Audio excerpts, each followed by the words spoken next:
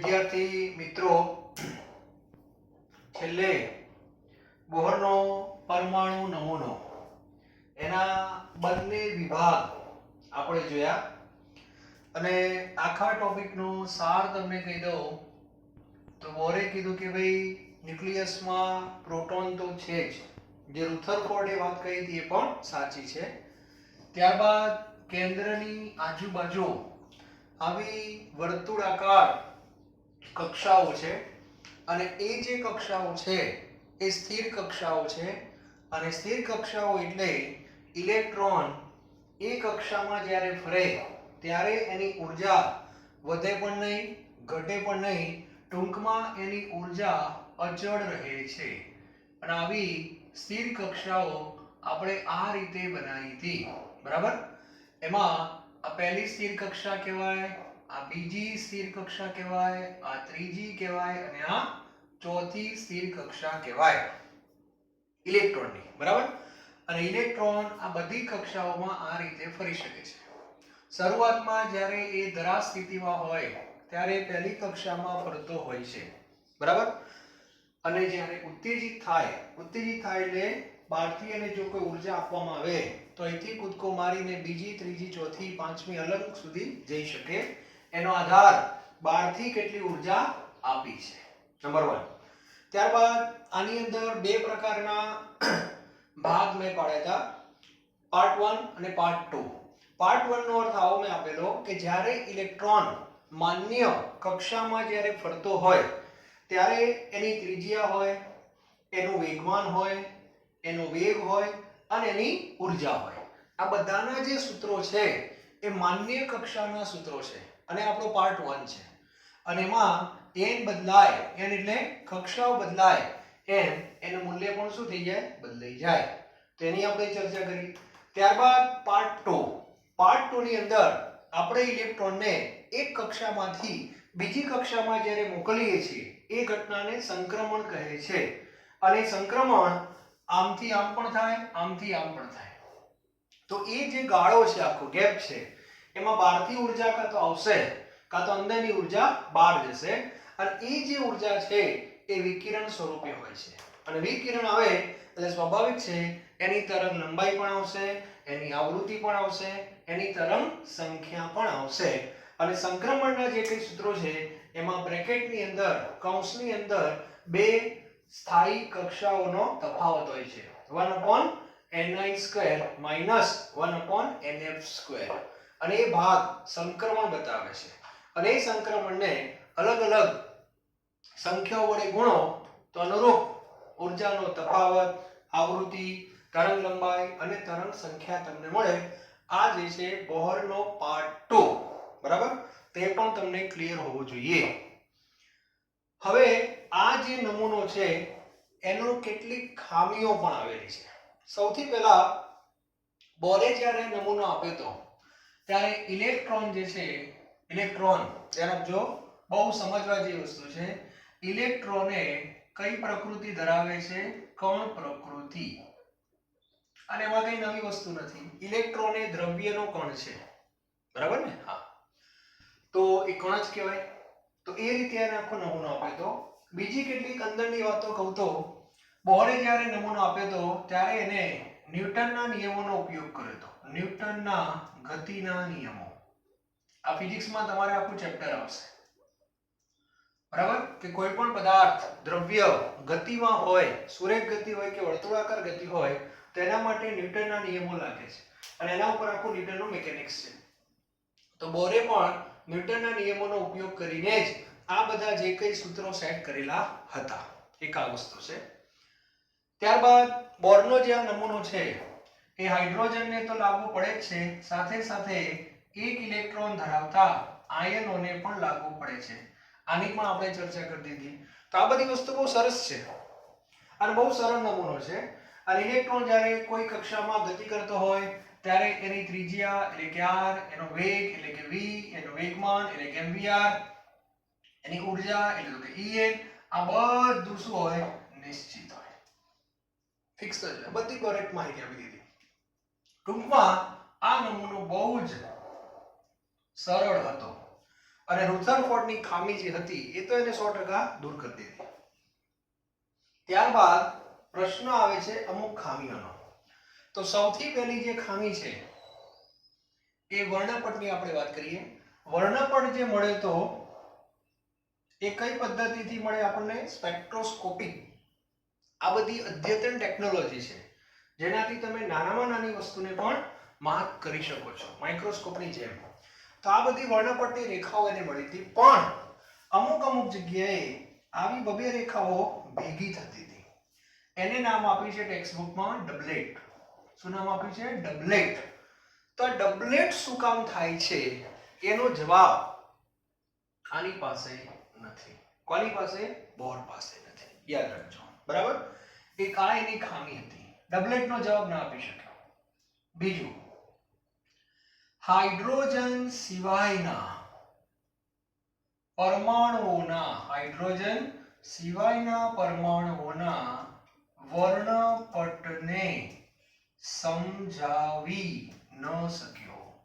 Hydrogen સિવાયના, helium છે ધારો કે, એમાં 2 ઇલેક્ટ્રોન હોય, તો એના સંદર્ભમાં જે કે વર્ણપટ મળે તો એના વિશે બહુ માહિતી ના આપી શક્યો બોહરનો નમૂનો. એટલા માટે બોહરનો નમૂનો માત્ર હાઇડ્રોજન માટે બોલવામાં આવે છે. હાઇડ્રોજન અથવા તો 1 ઇલેક્ટ્રોન ધરાવતા આયનો માટે બહુ સારી રીતે સમજાવી શકે છે. એક આ વસ્તુ છે. ત્યારબાદ ત્રીજી એક સરસ માહિતી છે, બુકમાં કોઈ નામ ખાલી યાદ રાખવાની છે. એક અસરને ઝીમેન અસર કહેવાય છે. શું કહેવાય છે? ઝીમેન. અને બીજી અસરને સ્ટાર્ક અસર કહેવામાં આવે છે. આવા 2 અસર શું છે એના વિશે કેમિસ્ટ્રીમાં કોઈ ચર્ચા નથી, ખાલી આ અસર છે શું તમને સમજાવી દો, બરાબર? ઝીમેન અસર એવું કહે છે કે ચુંબકીય ક્ષેત્રની હાજરીમાં વર્ણપટની રેખાઓનો વિપાટન, સ્પ્લિટિંગ એટલે કયો શબ્દ? સ્પ્લિટિંગ ને આ લોકો ગુજરાતીમાં શું કહે છે? વિપાટન. ઓકે, વિપાટન બરાબર છે. રેખાઓનું વિપાટન. કયા ક્ષેત્રના? ચુંબકીય ક્ષેત્રની હાજરીમાં વર્ણપટની રેખાઓનું વિપાટન. એટલે એ વર્ણપટ ચુંબકીય ક્ષેત્રની હાજરીમાં જ્યારે પ્રયોગ કરે તો ત્યારે વર્ણપટની રેખાઓનું વિપાટન થયું હતું, એટલે સ્પ્લિટિંગ થયું હતું. આમાં સ્પ્લિટિંગ થવું એટલે છૂટું પડવું એક પ્રકારનું. તો આ અસરને શું કહેવાય? ઝીમેન અસર એવું નામ આપ્યું. એટલે ઝીમેને આનો અભ્યાસ કર્યો હતો. અને એવો જ અભ્યાસ સ્ટાર્કે કર્યો હતો, પણ કયા ક્ષેત્રની હાજરીમાં? વિદ્યુત ક્ષેત્રની હાજરીમાં. તો વિદ્યુત ક્ષેત્રમાં પણ વિપાટન થયું હતું. તો આ 2 ઘટનાઓ છે, એનો જવાબ બોહર પાસે નહોતો. આ પણ એક એની ખામી છે. ત્યારબાદ ચોથી જે ખામી છે એ પરમાણુની રચના તો સમજાવી શકે છે, પણ અણુની રચના એ સમજાવી શક્યો નહીં. કે 2 પરમાણુ ભેગા થાય, હાઇડ્રોજન અને હાઇડ્રોજન, તેમાંથી કયો અણુ બને? તો કે H2 બને. તો H2 વિશે એને કોઈ માહિતી નહોતી આપી. એટલે બોરનો નમૂનો પરમાણુ નમૂનો તરીકે વ્યાખ્યાયિત થયો, એ વ્યાપક બની શક્યો નથી, બરાબર? આ બધી એની કેટલીક ખામીઓ હતી, છતાં પણ બીજો કોઈ વિકલ્પ નહોતો, એટલે અમુક સમય સુધી આ નમૂનો માર્કેટની અંદર ચાલ્યો, બરાબર છે? તો આ રીતે બોરનો નમૂનો પણ આવી ગયો, એની થોડી ઘણી ખામીઓ પણ છે, એ પણ આપણે જોયું. હવે આ ખામીઓ કઈક છે એનો અર્થ એવો થાય કે કંઈક તો હજુ આમાં મિસિંગ છે, એ પણ આપણે એવું કહી શકીએ. અને એ વખતે 1900 સાલ ખાલી મને થોડીક યાદ છે, 1924 ની અંદર એક વૈજ્ઞાનિક થઈ ગયા જેમનું નામ છે દ બ્રોગલી. શું નામ છે? દ બ્રોગલી. અને દ બ્રોગલી નામના વૈજ્ઞાનિકે દ્રવ્યનો તરંગ સિદ્ધાંત આપ્યો. આ શબ્દ જરા પકડો, દ્રવ્યનો તરંગ સિદ્ધાંત. આનું મીનિંગ શું થાય? કે દ્રવ્ય પણ તરંગ પ્રકૃતિ ધરાવે છે. કારણ કે આ બધું શું આવ્યું પાછું? દ્રવ્ય અને તરંગ, આ બધું શું છે? તો ફરી એકવાર ભૂતકાળમાં પાછા જઈએ. પહેલા વાત કરીએ આપણે વિકિરણની. પ્રકાશ તેનો ભાગ છે, દ્રવ્યને ભૂલી જાઓ, વિકિરણ. ચલો મને જવાબ આપો. વિકિરણની પહેલા આપણે કઈ પ્રકૃતિ ભણ્યા હતા? વિકિરણની કઈ પ્રકૃતિ ભણ્યા? તરંગ. બરાબર ને? હા, બરાબર. આને ક્લાસિકલ મિકેનિક કહેવાય. શું કહેવાય? ક્લાસિકલ. આ ક્લાસિકલ કહેવાય. પછી અમુક ઘટનાઓ આ પ્રકૃતિ સમજાવી શકી નહોતી. કઈ એ બધું તમને ખ્યાલ છે. એના પછી મેક્સ પ્લાન્કે વિકિરણની કઈ પ્રકૃતિ આપી? કણ પ્રકૃતિ. આપી કે ના આપી? અને આનાથી બધી ઘટનાઓ ખ્યાલ આવી ગયો. ફોટો ઇલેક્ટ્રિક ને બ્લેક બોડી ને આ બધું વર્ણપટ ને બધું. બરાબર. અને કણને નામ પણ આપ્યું હતું. શું નામ આપ્યું હતું? ફોટોન. તો આ જે બધું થયું, આ બંને જે વસ્તુ જોઈન્ટ થઈ એને કઈ મિકેનિક્સ કહેવાય? Quantum mechanics. એટલે ક્વોન્ટમ મિકેનિક્સ નો અર્થ એવો થાય કે વિકિરણને બે રીતે જોવો. વિકિરણને બે રીતે જોવાનો. જૂનો સ્વભાવ તરફ અને નવો કણ. એટલે બંને રીતે તમે જ્યારે જુઓ છો કોઈ પણ થિયરીમાં ત્યારે એને ક્વોન્ટમ મિકેનિક્સ કહેવાય. શું કહેવાય? Quantum mechanics. તો આ ક્વોન્ટમ મિકેનિક્સ વિકિરણનો છે. ક્લિયર? આવું જ ક્વોન્ટમ મિકેનિક્સ નો અસ્તિત્વ ચેક કરવામાં આવ્યું. વિકિરણ માટે નહીં, દ્રવ્ય માટે. બરાબર? ધ્યાન આપજો. હવે વાત આવે છે દ્રવ્ય. દ્રવ્ય એ શેનો બનેલો હોય? કણોનો બનેલો હોય. Proton, neutron, electron. એટલે દ્રવ્ય પાસે કણ પ્રકૃતિ તો છે જ. જે ઓરિજિનલ પ્રકૃતિ હોય, જૂની પ્રકૃતિ, એને ફરી પાછું કઈ મિકેનિક્સ કહેવાય? ક્લાસિકલ. બરાબર. હવે ધ બ્રોગલીએ કલ્પના શું કરી? દ્રવ્યનો તરંગ સિદ્ધાંત. એનો સીધો અર્થ એવો થાય કે દ્રવ્યને પણ કઈ પ્રકૃતિ છે? તરંગ પ્રકૃતિ. અને બંને જોઈન્ટ થાય એટલે એને કઈ મિકેનિક્સ કહેવાય? આને પણ ક્વોન્ટમ મિકેનિક્સ કહેવાય. ટૂંકમાં ક્વોન્ટમ મિકેનિક્સ નો સીધો અર્થ એવો થાય કે વિકિરણ અને દ્રવ્ય બંનેને કયા સ્વરૂપે જોવાના? તરંગ અને કણ. બંને સ્વરૂપે જોવા એને ક્વોન્ટમ મિકેનિક્સ કહેવાય. આ બંને વસ્તુ અલગ છે. ધ્યાન રાખજો. વિકિરણ અલગ વસ્તુ છે, દ્રવ્ય અલગ વસ્તુ છે. અને આ બંને વચ્ચે ઇન્ટરેક્શન પણ થાય છે. ઇન્ટરેક્શન એટલે આંતરક્રિયાઓ. બધું ધીરે ધીરે થોડો ખ્યાલ આવતો હશે બધાને. હવે વિકિરણની જૂની પ્રકૃતિ તરંગ, નવી પ્રકૃતિ કણ. આ સાબિત થઈ ગયું. વિકિરણનો દ્વિસ્વભાવ, દ્વૈત સ્વભાવ એવું સાબિત થઈ ગયું. ત્યાર પછી બોરનો જે નમૂનો હતો એને જ્યારે આપ્યો નમૂનો ત્યારે પરમાણુનો નમૂનો છે. પરમાણુ એટલે દ્રવ્યનો કણ પરમાણુ કહેવાય. પરમાણુમાં ઇલેક્ટ્રોન કહેવાય. એટલે પરમાણુ હોય કે ઇલેક્ટ્રોન બધાને કહેવાય શું? કણ. એટલે દ્રવ્યની કણ પ્રકૃતિ તો છે જ. પણ ધ બ્રોગલીએ કીધું કે કણની સાથે સાથે દ્રવ્યને તરંગ પ્રકૃતિ પણ છે.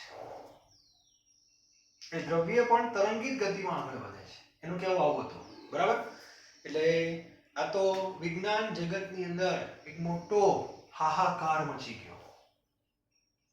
આવી જ્યારે એને કલ્પના કરી ત્યારે બધાએ ધ બ્રોગલીને કીધું કે આવી કલ્પના ન કરાય. આવી કલ્પના ન કરાય. એનું કારણ શું? જો આ વસ્તુ સ્વીકારી લેવામાં આવે તો સૌથી મોટો આંચકો બોરના નમૂનાને લાગે. શું કામ? એનું કારણ બોરે પોતાના નમૂનામાં ઇલેક્ટ્રોનને માત્ર કણ તરીકે સ્વીકારેલો છે. બરાબર છે. હવે જો આ ધ બ્રોગલીની વાત માની લેવામાં આવે તો પ્રશ્ન શું થાય કે ઇલેક્ટ્રોન જે આ કક્ષામાં ગતિ કરે, તમે આમ બતાવો છો આ રીતે, વાસ્તવમાં પછી એની ગતિ આવી છે. એનો અર્થ એવો થયો. જો કઈ પ્રકૃતિ થઈ ગઈ? તરંગ પ્રકૃતિ થઈ. અને આવું જો સાબિત થઈ જાય તો પછી આ ત્રિજ્યા અને બધું જે આપણે કહેતા હતા કે નિશ્ચિત હોય એ બધું શું થઈ જાય? અનિશ્ચિત થઈ જાય. અને બોરનો નમૂનો ખોટો સાબિત થઈ જાય. જે ઇલેક્ટ્રોનનું સ્થાન આપણે માંડ નક્કી કરેલો કે ભાઈ આવું હોય, એમાં ગોટાળા ઉભા થાય. તો બધાએ ધ બ્રોગલીને કીધું કે આવી કલ્પના કરાય નહીં. નંબર 1. તો સામે ધ બ્રોગલીએ કેટલીક દલીલો પણ કરી. અને દલીલો પણ જો થોડીક વ્યાજબી છે. એનું કેવું એવું છે, એને આના ઉપર સીધો અટેક કર્યો. કોના ઉપર? વિકિરણ ઉપર. એને બધાને પ્રશ્ન પૂછ્યો કે ચલો મને એક વાતનો જવાબ આપો. વિકિરણની જૂની પ્રકૃતિ કઈ હતી? જૂની પ્રકૃતિ. વિકિરણની જૂની પ્રકૃતિ કઈ હતી? તો કે તરંગ. બધા કે સાચું. અને તરંગ પ્રકૃતિથી આપણે ઘણી બધી ઘટનાઓ સમજાવી શકીએ છીએ. વિવર્તન છે, પછી આવા નામ મેં આપ્યા હતા ખબર હોય તો, વિવર્તન અને વ્યતિકરણ. આ બે ઘટનાઓ કઈ પ્રકૃતિનું સમર્થન કરે છે? તરંગ પ્રકૃતિનું. બધા કે સાચું. પછી આપણે એની કણ પ્રકૃતિ પણ સ્વીકાર લીધી ફોટોનના માધ્યમથી. બધા કે સાચી વાત. અને એ મિકેનિક્સ આખું પૂરું થઈ ગયું. તો જે રીતે વિકિરણનો જૂનો સ્વભાવ તરંગ છે તો નવો સ્વભાવ કણ છે એવું આપણે બધાએ સ્વીકાર્યું કે નહીં? તો બધા ટાઉન હોલમાં કે હા સાચી વાત છે. તો પછી એને અટેક કોના ઉપર કર્યો? દ્રવ્ય ઉપર. બરાબર? તો દ્રવ્યની જૂની પ્રકૃતિ કઈ? કણ. આ તો બધાને ખબર છે. તો નવી તરંગ હોવી જોઈએ. જેની તરંગ હતી એની નવી કણ હોય તો જેની જૂની કણ છે એની નવી તરંગ હોવી જોઈએ. આવું એનું કહેવું છે. અને આવું હશે જ તો જ આ બધી ખામીઓ આવી બોહરના નમૂનામાં. આવું એની એક દલીલ હતી. બધા કે વાત તો સાચી છે, વાત તો ઘણી સાચી છે, પણ એને કંઈક પ્રાયોગિક સમર્થન મળવું જોઈએ. એમને કોઈ વ્યક્તિ સ્વીકારે નહીં. આ તો વિજ્ઞાન કહેવાય. તો ધ બ્રોગલીએ કીધું વાત બરાબર છે, કોઈ સ્વીકારતા નથી. એવા સંજોગોમાં વૈજ્ઞાનિકો થઈ ગયા બે. એકનું નામ છે ડેવિસન અને બીજાનું નામ છે ગરમર. ડેવિસન અને ગરમર એવું નામ છે. ગરબડ નહીં, ગરમર. ઓકે. તો આ બે વૈજ્ઞાનિકો કંઈક પ્રયોગ કરતા હતા. એ ફિઝિક્સમાં આપેલો છે. બધું ફિઝિક્સમાં વધારે છે. કેમિસ્ટ્રીમાં આપણે એનો સાર લેવાનો છે ખાલી. પણ આપણે એને જોઈન કરી દઈશું. બરાબર? ચિંતા નહીં કરો. ડેવિસન અને ગરમર જ્યારે પ્રયોગો કરતા હતા ત્યારે એમને જોરદાર ઘટના ધ્યાનમાં આવી. એક પ્રયોગની અંદર એવું હતું કે એમને ઇલેક્ટ્રોન જે છે એનો મારો કરતા હતા. કઈ ધાતુ પર? નિકલ. જેમ ફોટો ઇલેક્ટ્રિક અસરમાં ધાતુના ઉપર વિકિરણનો મારો હોય છે. બરાબર? એ રીતે ડેવિસન અને ગરમરના પ્રયોગમાં નિકલ ધાતુ ઉપર ઇલેક્ટ્રોનનો મારો. કારણ કે ઇલેક્ટ્રોન આવ્યો ક્યાંથી? તો સમજી લો કે ફોટો ઇલેક્ટ્રિકે ઇલેક્ટ્રોન આપ્યો. આવું વિચારો. આગળ ફોટો ઇલેક્ટ્રિક અસર થઈ, એમાંથી ઇલેક્ટ્રોન બહાર નીકળ્યા અને ઇલેક્ટ્રોન સીધા નિકલ ધાતુ ઉપર આવ્યા. અને આ નિકલ ધાતુ ઉપર આવ્યા ત્યારે નિકલ ધાતુની જે સપાટી છે, ઇલેક્ટ્રોનમાં એટલી તાકાત ના હોય ફોટોન જેટલી. બરાબર? એટલે એ સપાટી ઉપર જ રહે છે. અને સપાટી ઉપર કઈ ઘટના થાય છે? વિવર્તન. કઈ ઘટના થાય છે? વિવર્તન. આ બધું ટેક્સ્ટ બુકમાં આપ્યું નથી. હું તમને સમજાવી દઉં છું. લિંક ક્યાં જ પડે છે. તો વિવર્તન થયું. કોનું વિવર્તન થયું? ઇલેક્ટ્રોનનું. હવે મને એક વાતનો જવાબ આપો. વિવર્તન કઈ પ્રકૃતિનું સમર્થન કરે છે? હમણાં જ મેં તમને કીધું. વિવર્તન કઈ પ્રકૃતિનું સમર્થન કરે? તરંગ. એટલે આનું તો વિવર્તન થતું જ હતું. કોનું? વિકિરણનું. પણ ઇલેક્ટ્રોનનું પણ વિવર્તન થયું. અને ઇલેક્ટ્રોનનું વિવર્તન થયું એટલે વિજ્ઞાન જગતમાં સાબિત થઈ ગયું ઇલેક્ટ્રોન કોનો પણ છે? દ્રવ્યનો. તો એને પણ તરંગ પ્રકૃતિ હોવી જોઈએ. સાબિત થઈ ગયું. એટલે બોહરને સીધો આંચકો લાગ્યો. પછી ઘણાએ દલીલ પણ કરી કે સાહેબ, બધી વાર્તાઓ છે કે સાહેબ આપણે પણ મોટા કણ છીએ. ઇલેક્ટ્રોન સૂક્ષ્મ કણ કહેવાય. આપણે મોટા કણ ના કહેવાય, સજીવ. તો આપણે જ્યારે ગતિ કરતા હોઈએ તો આપણી ગતિ તો સુરેખ છે. આપણે કેમ તરંગિત ગતિ કરીએ છીએ? તો કે આવું કેમ? તો ડ બ્રોગલીએ એ પણ કીધું કે આ જે તરંગ સિદ્ધાંત છે એ કયા કણો માટે છે? તો એને કહી દીધું કયા કણો માટે છે? સૂક્ષ્મ કણો માટે છે. કયા કણો માટે? સૂક્ષ્મ. સૂક્ષ્મ એટલે પ્રોટોન, ન્યુટ્રોન, ઇલેક્ટ્રોન બધું ધરાવી જાય. બરાબર? એના માટેનો સિદ્ધાંત છે. મોટા કણો માટે નથી. કેમ કે મોટા કણનું દળ કેવું હોય? વધારે હોય. અને જેનું દળ વધારે હોય એમાં તરંગ પ્રકૃતિ આવશે નહીં. તો એને આપણે સૂત્રના માધ્યમથી પણ સાબિત કરશું. પણ વિજ્ઞાન જગતમાં એક નવી ઘટના બનવા માટે જઈ રહી છે અને એ ઘટના છે વિકિરણની જેમ દ્રવ્યને પણ કેટલી પ્રકૃતિ હોય? બે. અને એટલા માટે ફિઝિક્સમાં 12મા ધોરણમાં આખું ચેપ્ટર છે. વિચારો. અને ચેપ્ટરનું ટાઇટલ શું છે? આજ વિકિરણ અને દ્રવ્યનો દ્વૈત સ્વભાવ. દ્વૈત એટલે દ્વિ. દ્વિ એટલે બે સ્વભાવ. પણ બંનેના બબે સ્વભાવ છે. પણ ધ્યાન રાખજો, બંનેના જૂના સ્વભાવ કયા? તો વિકિરણનો જૂનો સ્વભાવ કયો? તરંગ. અને દ્રવ્યનો જૂનો સ્વભાવ કયો? કણ. આ જે જૂની જૂની બધી વાતો જે હતી એને કયો મિકેનિક્સ કહેવાય? ક્લાસિકલ. અને પછી અમુક જે મર્યાદાઓ આવી એના ઉપરથી આ સ્વભાવ આવ્યા. આનો જૂનો તરંગ હતો તો નવો કણ આવ્યો. આનો જૂનો કણ હતો તો નવો તરંગ આવ્યો. અને આ જે મિકેનિક્સ બન્યું એને કયું મિકેનિક્સ કહેવાય? ક્વોન્ટમ મિકેનિક્સ, એટલે ક્વોન્ટમ યાંત્રિકી એવું કહેવામાં આવે છે. તો આ એક વસ્તુ તમારા મગજમાં પહેલા ક્લિયર હોવી જોઈએ. અને હવે અહીંયાથી ચેપ્ટર નઈ દિશામાં વળાંક લઈ રહ્યું છે એ બધાને ખબર હોવી જોઈએ. અત્યાર સુધી ઇલેક્ટ્રોન આપણે અહીંયા વિચારતા હતા, પણ વાસ્તવમાં હવે શું થવાનું છે તમે જોજો ધીરે ધીરે, બરાબર. પણ એ પહેલા દ બ્રોગલી અને બીજો એક વૈજ્ઞાનિક છે હાઇઝનબર્ગ, આ બંને વૈજ્ઞાનિકો એવું કહેવાય છે કે દ્રવ્યના ક્વોન્ટમ મિકેનિક્સનો પાયો નાખ્યો, બરાબર છે. એ બંને વૈજ્ઞાનિકોના નામ બહુ આદર સાથે વિજ્ઞાન જગતમાં લેવામાં આવે છે, બરાબર. એટલે હવે જે રીતે ફોટોનની એન્ટ્રી થઈ હતી એ રીતે તરંગ પ્રકૃતિની એન્ટ્રી થવાની. કોના માટે? દ્રવ્ય માટે. આ બધું મિક્સ ના થવું જોઈએ. દ્રવ્ય અને વિકિરણને અલગ પાડતા શીખો. ખ્યાલ આવી ગયો? તો હવે ધ્યાન આપજો. હવે જે આપણે કઈ ચર્ચા કરી રહ્યા છીએ એ દ્રવ્યનો ક્વોન્ટમ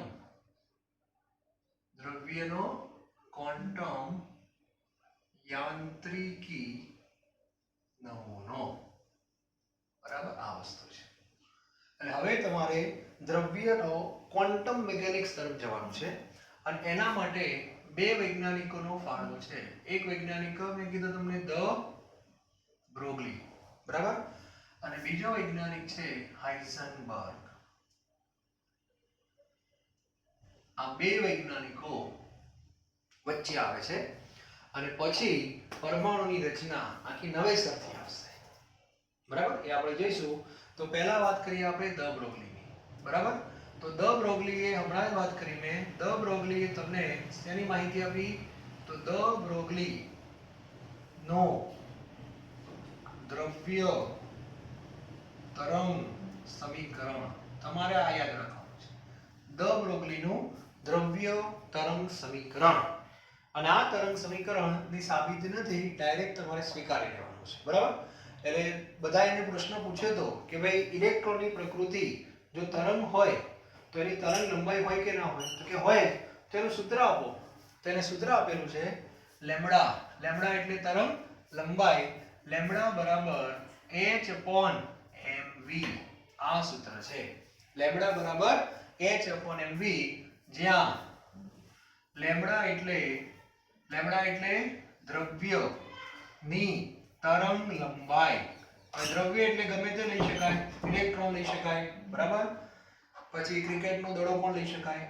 ત્યાર પછી h એટલે પ્લાન્કનો અચળાંક, એક આ યાદ રાખજો. ત્યાર પછી m એટલે જે દ્રવ્ય લીધું હોય એનું શું લેવાનું? દળ લેવાનું. અને v એટલે દ્રવ્યનો વેગ. તો આ સૂત્ર ઉપરથી આપણે દ્રવ્યની તરંગ લંબાઈ શોધી શકીએ છીએ. ત્યારબાદ ફિઝિક્સની અંદર વેગમાન આવે છે mv, દળ ગુણ્યા વેગ, એને શું કહેવાય? વેગમાન. તો લેમ્બડા બરાબર h/p. આવું પણ તમે લખી શકો, જ્યાં p ને શું કહેવાય? વેગમાન. તો આ પણ એક મગજમાં રાખજો. તો આના સીધા જ એક્ઝામ્પલ છે. Lambda h/mv, lambda h/p. તો આ એક સૂત્ર તમારા મગજમાં હોવું જોઈએ, બરાબર. ત્યારબાદ આ સૂત્ર આપણે હવે ફોટોન માટે પણ લાગુ પાડી શકીએ. ફોટોન માટે પણ લાગુ પડે. ફોટોન માટે જો લાગુ પાડશો તો આ સૂત્ર અત્યારે ઇલેક્ટ્રોન માટે છે, બરાબર. ઘણા કે ઇલેક્ટ્રોન અને ફોટોનમાં શું ફેર? તે પણ તમને કહી દો. આ ફંડામેન્ટલ ક્વેશ્ચન છે. ઇલેક્ટ્રોન એ કોનો કોણ કહેવાય? દ્રવ્યનો કોણ ઇલેક્ટ્રોન કહેવાય. અને ફોટોન એ કોનો કોણ કહેવાય? એ વિકિરણનો છે, પેકેટ છે, બરાબર. તો લેમ્બડા બરાબર h બંનેમાં કોમન, પ્લાન્કનો અચળાંક. હવે m શું હતો? દ્રવ્યનું દળ હતું. તો અહીંયા જે m આવશે એ કોનું દળ આવશે? ફોટોનનું દળ આવશે. કોનું દળ આવશે? ફોટોનનું દળ આવશે. પછી v એટલે દ્રવ્યનો વેગ હતો, તો અહીંયા આપણે c આવશે. કારણ કે v એટલે વેગ, તો આપણે તો ફોટોનનો વેગ. ફોટોનનો વેગ એટલે પ્રકાશનો વેગ થઈ ગયો, તો પ્રકાશનો વેગ એટલે c કહેવાય, એટલે ફોટોનનો વેગ. ખ્યાલ આવી ગયો? તો આ સૂત્રથી આપણે લેમ્બડા શોધવાના. કોના માટે? ફોટોન માટે. તો તો આ એક વસ્તુ તમારે ક્લિયર હોવી જોઈએ. ત્યારબાદ દાખલાને બધું આપણે આવતીકાલે જોઈશું, પણ સૂત્ર મગજમાં અત્યારે ફિટ કરી લો. પછી બે દ્રવ્યોની સરખામણી પણ કરી શકાય. બે દ્રવ્યની સરખામણી. દાખલા તરીકે આપણી પાસે બે દ્રવ્ય છે A અને B. તો A માટે સૂત્ર કયું લખશે ધ બ્રોગલીનું? Lambda A is equal to H upon MA VA. એનું કારણ H બંનેમાં કોમન જ હોય. આ બાજુ લેમ્બડા B બરાબર શું લખાય? H upon MB VB. Clear? હવે આ બેનો ગુણોત્તર લઈએ આપણે, તો lambda A upon lambda B તમે જો લેશો તો H શું થઈ જવાના? ઉડી જવાના. હવે આના છેદમાં આવશે, છેદનો છેદ ઉપર જશે, એટલે MB VB ક્યાં જતા રહે? ઉપર. અને MA VA ક્યાં આવશે? નીચે આવશે. એક આ સૂત્ર યાદ રાખી લેવાનું. MB VB ને વેગમાન કહેવાય, એટલે એને PB upon PA પણ લખી શકાય. તો આ રીતે ઘણી બધા આપણે ધ બ્રોગલીના MCQ બધું સોલ્વ કરશું, JEE અને નીટ લેવલે. ત્યારબાદ બહુ એક સારો સંબંધ છે લેમ્બડા અને ઇલેક્ટ્રોનની ગતિજ ઉર્જા વચ્ચેનો સંબંધ. આ પણ એક મગજમાં રાખજો. આના સંદર્ભમાં પણ ઘણા બધા પ્રશ્નો પૂછાતા હોય છે. બરાબર? આ સરખામણીની વાત છે. તો લેમ્બડા અને ગતિ ઉર્જા વચ્ચેનો સંબંધ. ગતિ ઉર્જાને અંગ્રેજીમાં કાઇનેટિક એનર્જી કહેવાય. એટલે કાઇનેટિક એનર્જી એટલે હું અત્યારે K લખું છું. એનું સૂત્ર છે 1/2 mv². બરાબર? ચાલો v² ને કરતા બનાવો તો શું થાય? v² 2k થઈ જાય. ચાલો એ નથી લખતો હવે, 2k અને છેદમાં m. વર્ગમૂળ લઈએ તો શું થાય? v બરાબર વર્ગમૂળમાં 2km. તો આ સૂત્ર ઉપરથી આપણે ઇલેક્ટ્રોનનો વેગ શોધી શકીએ જો કાઇનેટિક એનર્જી આપી હોય તો. પણ સંબંધ કોનો લાવવાનો છે? લેમ્બડા અને ગતિ ઉર્જા વચ્ચેનો સંબંધ. તો આપણે એના માટે શું કરશું હવે જુઓ. તો એના માટે આપણું જે સૂત્ર છે હવે લેમ્બડા બરાબર h upon mv. તો લેમ્બડા બરાબર h upon mv જે સૂત્ર છે એમાં આપણે કિંમત મૂકીએ h upon m. v ની જગ્યાએ શું મૂકો? Under route 2k by m. બરાબર છે? હવે ગણા કે m ઉડી જાય, એમ ના ઉડે. આ m વર્ગમૂળમાં છે અને મેથ્સમાં તમે ભણી ગયા છો કે વર્ગમૂળમાં 9 હોય તો અહીં 12 આવે ત્યારે શું થઈ જાય? 3 થાય કે ના થાય? તો ઊંધું વિચારો. આવું થઈ ગયું? ચાલો તો હવે 3 અંદર જાય તો શું થાય? 9 12 આવે તો 3 થાય, તો 3 અંદર જાય તો 9 થાય કે ના થાય? ટૂંકમાં સ્ક્વેર થાય. તો આમાં આપણે એવું વિચારીએ h upon, ચાલો આ m ને હું અંદર લઈ જાઉં વર્ગમૂળની અંદર, તો 2km નો શું થઈ જાય? સ્ક્વેર. અને છેદમાં m આવે કે ના આવે? હવે તમે એક એક m ઉડાડી શકો. તો આની અંદર h upon વર્ગમૂળમાં શું આવશે? 2km. આને કહેવાય લેમ્બડા. બરાબર છે? તો આ સૂત્ર બહુ અગત્યનું છે. Lambda is equal to h upon વર્ગમૂળમાં 2km. આ સૂત્ર તમે એક જ ઇલેક્ટ્રોન માટે વાપરી શકો. બરાબર? હવે આને ઉપયોગ કઈ રીતે કરવાનો એ પણ તમને સમજાવી દઉં. ઉપયોગ કેમ કરો? JEE નીટમાં એના બહુ બધા પ્રશ્નો પૂછાય છે. એટલે આજના લેક્ચરમાં આપણે તમને સૂત્રો ખાલી સમજાવી દો એટલે તરત ખ્યાલ આવી જાય. હવે જુઓ, એક જ ઇલેક્ટ્રોન માટે જુદી જુદી ગતિજ ઉર્જા અને તરંગ લંબાઈ વચ્ચેનો સંબંધ. હવે ધ્યાન આપજો. આપણી પાસે સૂત્ર છે lambda is equal to h upon under route 2km. આવું સૂત્ર છે. ચાલો હવે ધ્યાન આપજો. એક જ ઇલેક્ટ્રોન કીધું, એક જ ઇલેક્ટ્રોન છે, એનો અર્થ કે m કેવી રાશિ થઈ ગઈ? ઇલેક્ટ્રોનનું દળ અચળ, h અચળ અને 2 પણ આ બધું અચળ જ છે. અને આ બધું અચળ તમારે ના લખવું હોય તો વિજ્ઞાનનો નિયમ છે કે શું કરી દેવાનું? ચલે છે કરી દેવાનું. અચળ બધા નીકળી ગયા, આની અંદર આવી ગયા, ચલે છે. બરાબર? તો વધી શું? ખાલી કહો મને. વધ્યું ખાલી 1 upon અંડર રૂટ k. આટલું જ વધે. અને 1 upon √k એટલે ગતિ ઊર્જા. હવે જુદી જુદી ગતિ ઊર્જા એટલે k1 અને k2 અને તરંગ લંબાઈ λ1 અને λ2, તો મારે આનો ગુણોત્તર લખવો હોય તો કેમ લખાય? λ1/λ2 = યાદ કરો ગુણોત્તર વ્યસ્ત પ્રમાણ છે તો વર્ગમૂળ તો રહેશે જ, અને અહીંયા આવશે તમારે k1/k2, સોરી k2 પર આવશે, k1 નીચે આવશે. યસ, આ એક સારામાં સારું રિઝલ્ટ છે. બરાબર, તો દરેક વિદ્યાર્થીએ મગજમાં સૂત્રો આજે પાકા કરવા પડશે. ટૂંકમાં બોહરનો નમૂનો જે છે હવે ધીરે ધીરે આઉટ ઓફ ડેટ થવાનો છે અને નવો નમૂનો આવવાનો છે ક્વોન્ટમ મિકેનિક્સ ઉપર આધારિત, અને જેમાં ઇલેક્ટ્રોન, કણ અને તરંગ એમ બંને રીતે વિચારવાનો છે. બરાબર, અને એ બધું આપણે નક્કી કરીએ પહેલા આ બધું શું કામ બન્યું 1 by 1, તેમાં પહેલા દ બ્રોગલી અને પછી હાઇઝનબર્ગ. તો દ બ્રોગલીએ જે સૂત્ર આપી દીધું λ = h/mv, આ સૂત્ર તરંગ લંબાઈનું સૂત્ર છે જે વિકિરણને લાગુ પડે અને ઇલેક્ટ્રોનને લાગુ પડે. લઈ ગયો, પણ વિકિરણને લાગુ પડે ત્યારે વેગમાં c લેવાનો અને ઇલેક્ટ્રોન માટે લાગુ પડે ત્યારે v લેવાનો. બરાબર, અને ઇલેક્ટ્રોન ને ફોટોનમાં શું તફાવત છે એ પણ ખબર હોવી જોઈએ. ઇલેક્ટ્રોન એ દ્રવ્યનો કણ છે અને ફોટોન એ વિકિરણનો કણ છે. વિકિરણનો વેગ ક્યારેય બદલાય નહીં, પણ ઇલેક્ટ્રોનનો વેગ બદલાય. તો આ વસ્તુ ખબર હોવી જોઈએ. ત્યાર પછી સરખામણી કરવાની સૂત્રો મેં તમને આપી દીધા, અને આ બહુ અગત્યનું સૂત્ર છે λ અને ઇલેક્ટ્રોનની ગતિ ઊર્જા વચ્ચેનો સંબંધ. તો આવતીકાલે જે આપણું લેક્ચર હશે એની અંદર સરળ આપણે દાખલા લઈશું, છતાં પણ હું તમને બે ઉદાહરણ કહી દઉં છું જે પ્રયત્ન તમારે કરવાનો છે. બહુ સરળ છે. એક છે કોયડો 2.12. હવે એમાં તમે જુઓ તો 0.1 kg દળ ધરાવતો દડો છે, ઇલેક્ટ્રોન નથી, દ્રવ્ય તરીકે દડો છે, અને દડાનો વેગ આપી દીધો છે, તરંગ લંબાઈ શોધવાની છે. એટલે સીધું તમારે સૂત્ર મૂકવાનું λ = h/mv, અને દાખલા આપણે શેમાં ગણવાના? SI માં. એટલે h ની કિંમત જૂલ * સેકન્ડમાં, m એટલે કિલોગ્રામ, વેગ એટલે મીટર/સેકન્ડ. જવાબ તમારો આવી જશે, અને આ જવાબ જે આવશે એ ખૂબ જ ઓછો આવશે, ખૂબ જ ઓછો આવશે, ખૂબ જ ઓછો આવશે.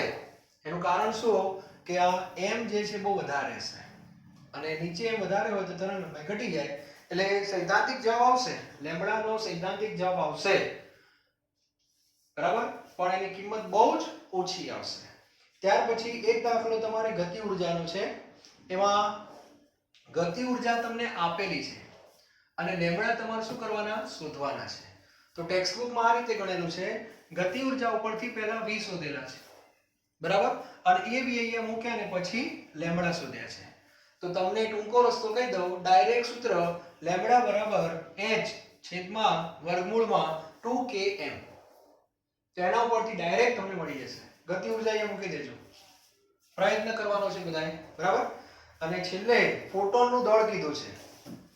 ફોટોન કીધું હોય એટલે સૂત્ર તમારે λ = h/mv ના લખાય, mc લખાય. ફોટોન માટે લખવું હોય ત્યારે તો ફોટોન માટે m શોધવાના છે. તો λ તમને એંગસ્ટ્રોમમાં આપેલા છે, તો મીટરમાં એને ફેરવી નાખજો. h ખબર છે, c ખબર છે, ગણા કે c એટલે ફોટોનનો વેગ, તો એ પણ થઈ જાય. તો આ ત્રણ દાખલા જે છે 2.12, 2.13 અને 2.14 દરેક વિદ્યાર્થી જાતે પ્રયત્ન કરવાના. સૂત્રમાં ખાલી કિંમતો જ મૂકવાની છે, નવું કંઈ છે નહીં, પણ બધાને આવડવું જોઈએ. આને કહેવાય દ બ્રોગલીનું દ્રવ્ય તરંગ સમીકરણ. બરાબર, અને હવે બીજો એક વૈજ્ઞાનિક આવશે જેનું નામ છે હાઇઝનબર્ગ. તેની ચર્ચા પણ આપણે આવતીકાલે કરશું, પણ દ બ્રોગલી વિશે ડિટેલમાં નથી. જૂની બુકમાં બહુ વાર્તાઓ કરેલી હતી, નવી બુકમાં ખાલી સીધું સમીકરણ આપી દીધું છે. બરાબર, અને તમારા મગજમાં એટલું યાદ રાખવાનું કે હવે ઇલેક્ટ્રોનની પ્રકૃતિ કણની સાથે સાથે તરંગ થઈ ગઈ, અને તરંગ થાય એટલે તરંગ લંબાઈ હોય. સૂત્ર આવી ગયું, ગતિ ઊર્જા સાથેનો સંબંધ આવી ગયો, સરખામણી આવી ગઈ, બધું મગજમાં રાખી લેવાનું. બરાબર, વધારે આપણે પછી ચર્ચા કરશું, પણ અત્યારે આટલું મગજમાં રાખજો. Thank you very very much.